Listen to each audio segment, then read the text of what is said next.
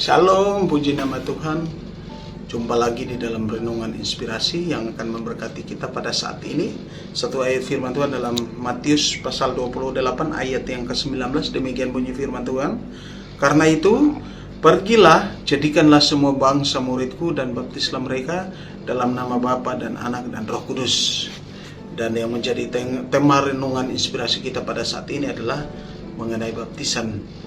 Nah, tentunya kita sebagai anak-anak Tuhan, sebagai orang Kristen, kita perlu memiliki pemahaman yang benar mengenai baptisan. Nah, kenapa kita perlu dibaptis? Karena baptisan merupakan perintah Tuhan. Nah, ini sebagai orang yang percaya kepada Tuhan Yesus sebagai Tuhan dan Juru Selamat secara pribadi, tentunya kita perlu dibaptis. Nah, kenapa kita perlu dibaptis? Karena ini merupakan perintah Tuhan. Kalau Tuhan yang suruh, Tuhan yang memberikan perintah itu kepada kita, siapapun kita yang mengaku percaya kepada Tuhan Yesus sebagai Tuhan dan Juru Selamat secara pribadi, tidak ada alasan buat kita untuk kita tidak dibaptis. Tapi kita perlu dibaptis karena itu adalah perintah Tuhan. Dan kalau Tuhan yang suruh, Tuhan memberikan perintah itu, maka kita tidak boleh membantahnya, tapi kita harus melakukannya dengan segenap hati. Karena itu adalah perintah. Nah, pertanyaannya, siapa yang perlu dibaptis?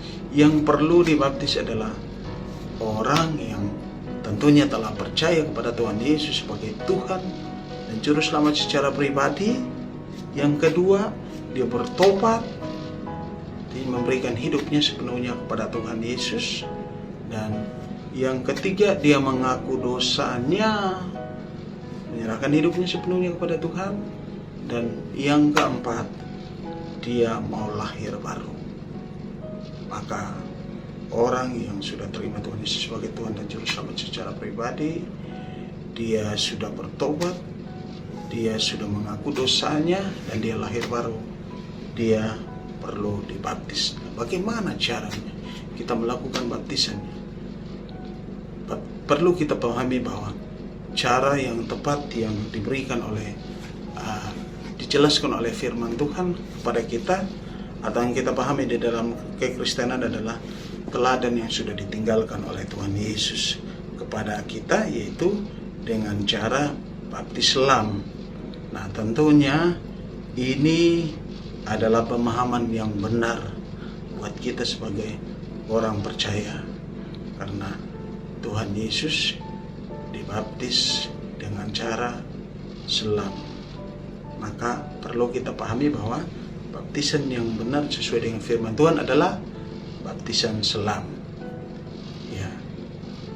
Dan siapapun kita yang sudah menyerahkan hidup sepenuhnya kepada Tuhan Yesus sebagai Tuhan dan Juru Selamat secara pribadi, perlu dibaptis sebagai tanda bahwa hidupnya sepenuhnya diserahkan kepada Tuhan Yesus.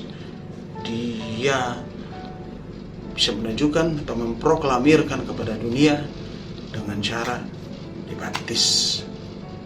Dan itu adalah perintah Tuhan, maka perlu dilakukan. Tuhan Yesus memberkati. Shalom.